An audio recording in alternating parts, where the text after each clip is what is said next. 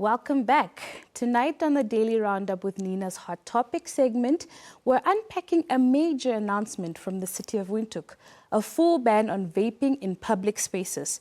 The new rule falls under the Tobacco Products Control Act and mean that whether it's cigarettes, cigars, pipes, or electronic cigarettes, the same strict public smoking law now apply. We'll look into what fines you could face if you're caught vaping in prohibited spaces and what establishments are legally required to do to keep their premises smoke-free. Nina, let's dive into it. Yeah, so some people have been pro the decision. Yes. And then there have been some people that have said, well, what is this? And they're not happy about it. But we did cover this on our TikTok. As always, we stay on top of what's topical. So let's have a look at what our TikTok presenter, Cecilia Adebo, said in her report. City of Windhoek has drawn a hard line, placing vaping on the same level as cigarette smoking, declaring it a threat to public health. The city has banned vaping in public places with a fine of 4,000 Namibian dollars for those found guilty after it discovered that vaping is dangerous and increases secondhand smoke. Businesses are now required to display a no smoking or no vaping sign at their entrances or face penalties for not enforcing the law. Vaping is not allowed within 2 meters or windows, doors or vents or anywhere in public spaces or buildings. Now, second-hand smokers who inhale the smoke can develop serious health conditions. Moving on to other stories. Yeah. So the question that I got today was, what exactly is public spaces? What if I'm driving on my way home and I've opened my window and I'm vaping?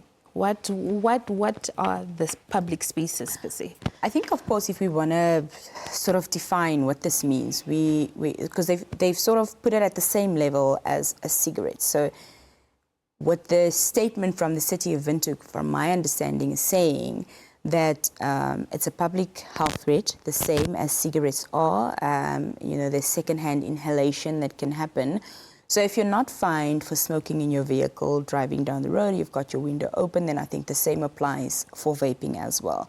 So if people want to be nitty-gritty about it and like nitpick and then, see what the loopholes are, there really are none. If you look at it as the same sort of legalities that are required around smoking, then yeah, I mean, it's plain as day. Yeah, and I can see when we took it to our polls, the people who are pro vaping are mostly the young people. Yeah.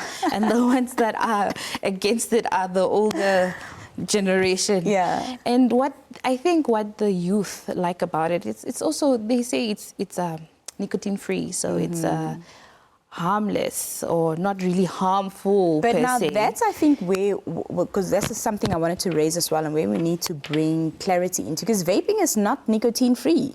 And I think that was the assumption that a lot of people made, myself included. Yes. That when it comes to vaping, it's safe because there's no nicotine in it. It's basically like what the young people will call fluff or flavor that you put into the hubbly bubbly.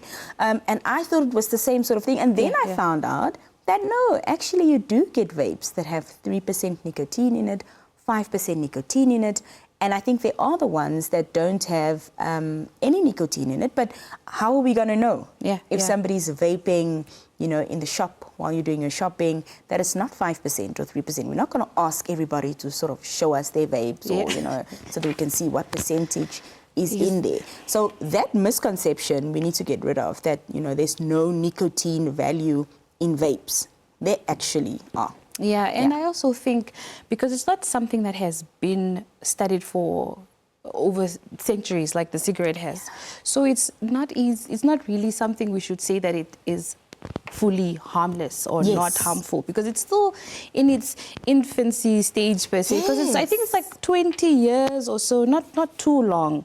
The vaping. Yeah, when I was reading up on it, it went into market. But in Namibia, I think it became popular overnight. It hasn't been that long. Because, the last thing that, parents and caregivers and guardians were complaining about was when the kids were still smoking hubbly-bubblies, like out of the, I don't want to talk too much about it, but that was the concern. And the next thing you know, there's these e-cigarettes, and there just a few people who were making use of it, and now it's almost a crisis. Yeah. And a lot of children, we keep saying young people, but when we say young people, we actually mean children as young as 14, 15, 16 that are vaping. Yeah, no, my dad was at a soccer match the other day, and these were like high school kids, 13, 18, just there in public vaping, which is, it's becoming a problem, I think. Is. Yes. It 100% is. And I also want to add, Uri, that speaking about how quickly this market has grown and how popular vaping has become, because I don't think I've been living under a rock. It really hasn't been that many years that, vaping has become so popular. But Namibia is significantly, and this I found, and the story was out on many different, news pages as well.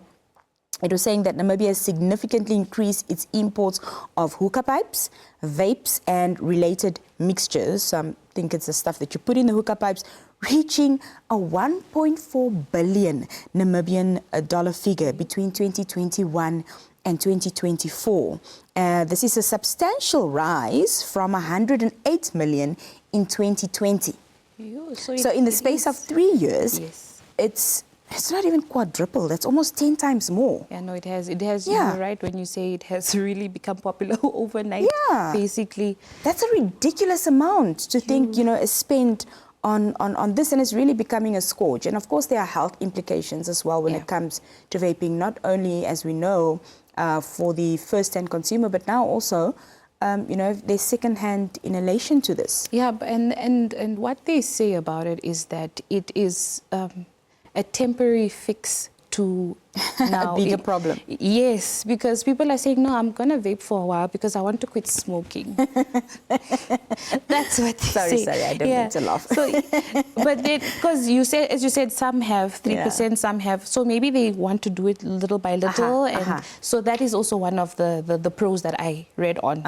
Yeah, but then what is the bigger problem that this might have, we don't know. Since, like I said, it's still it's becoming addictive. So that is also a thing. Yes. So you're replacing kind of one thing with another. So, but then those are one of the pros that I read on, that it's helping them, they say, to reduce their level of smoking per day. And then that tells us that, of course, there is nicotine value in it if you're becoming addicted to it. Because if there wasn't, you wouldn't become addicted to it. As Uri mentioned earlier, we obviously asked the public some questions, and we opened up our WhatsApp line to get some feedback from the general public as well. But I just want to go over the poll quickly, and then Uri will take us through some of the messages that you lovely viewers sent onto our WhatsApp line. So we asked, do you agree with the City of Windhoek's decision to ban vaping in public spaces? And almost 1,000 people who took part in the poll was in favor of this decision. We also asked that, should vaping be treated as the same as smoking cigarettes under the law? And there was also quite a high amount of people, over 400. There was also an agreement with that. And we also asked, do you believe that the law, this law, will actually reduce public vaping?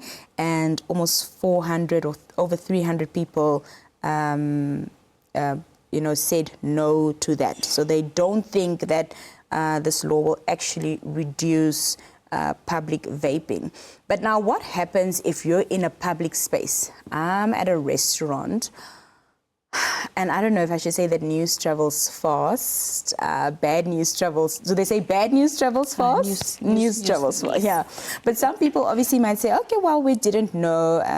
So it's really up to business owners, restaurant owners, to enforce this and to put these signs, up. So if you're in a public space like a restaurant or whatever, and you find that people are, still smoking vapes, I think the best would be obviously not to throw your toys out of the cart, but speak to the manager and ask them if they've heard of this enforcement or statement that's come from the City of Windhoek, and then this is now what's required by law, and to make sure that their patrons adhere to the law. But I still think some people are going to try and be like, whatever, we're still going to smoke our vapes in public. Yeah. Yes, yes. I mean, because some people are still doing cigarettes in public, so. And from the responses that we got from the public, most of them are against vaping. So this one said vaping must also be prohibited, and she says that there should be a campaign on this to teach the young ones on the dangers of vaping. This one is also saying she's of the opinion that vaping is just the same as smoking cigarettes, and it should have even heavier measures. And then someone said this is an absolutely great idea. The law should be implemented and action must be taken, not just.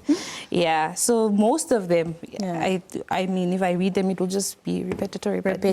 Yes. So, I know there was also a gentleman who wrote a very long message to us on our WhatsApp. He said, as a young Namibian, I'm sounding the alarm on the growing vaping trend sweeping our nation. The statistics are alarming and the health risks are real. It's time for our government to take a decisive action and ban vaping products to protect our youth, our health system, and our future. But many of the messages we received were 100% pro of this decision from the City of Windhoek. And also, I think it was 2 months ago, so we had the National Youth Service.